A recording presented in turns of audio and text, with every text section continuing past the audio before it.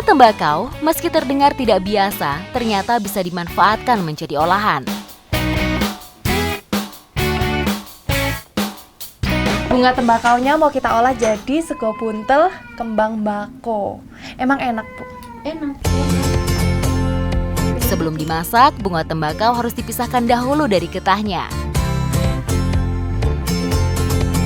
Biar makin mantep, kita kasih ikan layur sama ikan asin. Untuk membuat sego buntal ini hanya mengandalkan bumbu rajangan. Bumbu yang udah dirajang ditaruh di nasi, di atas nasi yang udah setengah mateng. Jadi tinggal ditabur-tabur aja.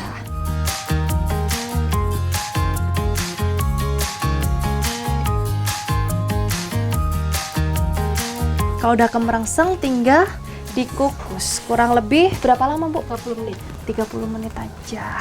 Oke, karena nasinya tadi udah setengah mateng ya. Udah setengah matang. Wah, aromanya. Pokoknya kalau makanan dibungkus sama daun pisang, aromanya tuh khas banget.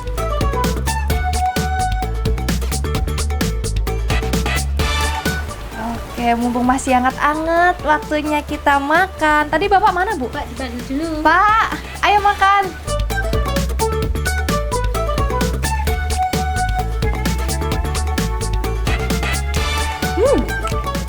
Enak, Bu.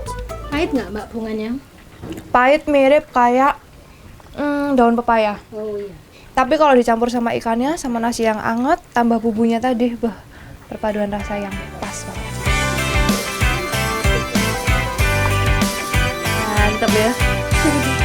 Sebenarnya bunga tembakau ini bukan makanan sehari-hari, tapi mumpung pas lagi panen, terus ada bunganya, makanya dimanfaatkan sama warga untuk biasanya bekal ya, Bu ya? Iya. Bekal makanan saat berladang. Ikuti jejak saya, jejak petualang.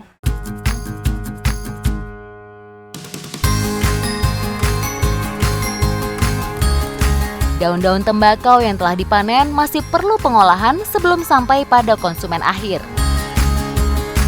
Jadi setelah dipanen, daun tembakau itu harus ditata terlebih dahulu sebelum nantinya difermentasi. Tujuannya supaya fermentasinya hasilnya bagus dan juga merata panasnya, nggih, Pak? Pengelompokan daun didasarkan pada kualitas. Paling mudah dilakukan yaitu berdasarkan warna daun. Cara natanya tuh gampang banget. Jadi dua daun yang utuh kayak gini nih, itu dijadikan sebagai sampul untuk membungkus daun-daun yang ini terlalu tua nggih, Pak? Nah, yang terlalu tua ini bisa di dalam taruhnya. Nah, ini dalam sehari bisa panen sampai 350 kilo daun. Makanya harus langsung dikerjain. Kerjaannya pun rame-rame biar cepat selesai karena harus cepat-cepat difermentasi.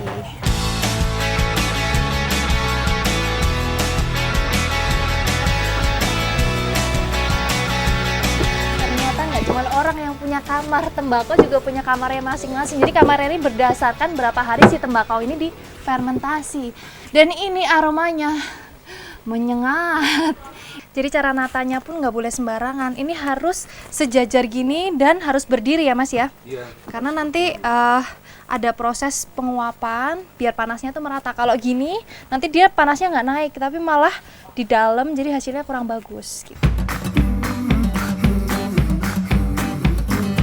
Setelah ditata seperti ini, itu ditunggu kurang lebih 7 hari sampai 10 hari tergantung hasilnya nanti. Dan setelah itu dirajang ya, Pak? Dirajang. Ada nggak, Pak, yang siap untuk dirajang? Oh, ada. Ada?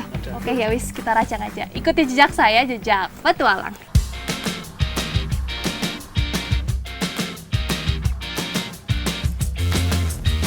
Nah, kalau ini udah difermentasi selama 9 hari dan dia mengeluarkan jamur kuning. Nah, ini yang disebut serintil. Tuh. Jadi serintil ini nanti ketika dijemur, dia warnanya akan menghitam. Nah, ini nih kualitas terbaiknya ya di sini. Serintil merupakan nama komoditas tembakau khas Kabupaten Temanggung yang bermutu tinggi. Mutu tembakau serintil ditujukan oleh harganya yang mampu mencapai 6 kali lipat harga komoditas tembakau biasa. Meski demikian, kemunculan tembakau serintil tidak dapat diprediksi. Petani tembakau meyakini bahwa kemunculan serintil dipengaruhi oleh setidaknya 4 faktor.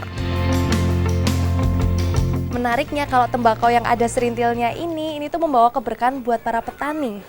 Jadi ini dipengaruhi oleh 4 faktor, yaitu Siti, Wiji, Wanci, dan juga Wahyu. Tebal irisan rajangan daun tembakau antara 1,5 mm hingga 2,0 mm.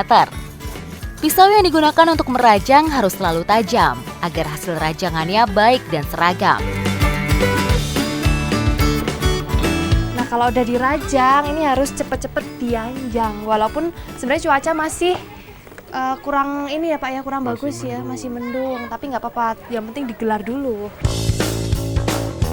Rumah petani tembakau Legok Sari rata-rata menggunakan prinsip desain fungsional, yaitu sebagai tempat tinggal sekaligus sarana pendukung usaha tani tembakau. Bagian atas secara umum didesain terbuka tanpa atap yang biasanya digunakan untuk menjemur rajangan. Menjemur tembakau di rumah sendiri akan lebih memudahkan pemindahan rigen seandainya tiba-tiba hujan. Petani Legok Sari lebih memilih menjemur di rumah sendiri karena didorong oleh keyakinan mereka tentang bun atau kabut lokal yang dianggap merupakan faktor utama pembentuk tembakau serintil. Jadi habis dirajang, daun tembakaunya harus langsung dianjang. Dan ini nggak boleh terlalu tebal karena cuacanya lagi mendung. Jadi kalau terlalu tebal nanti nggak kering. Iya, nggak kering.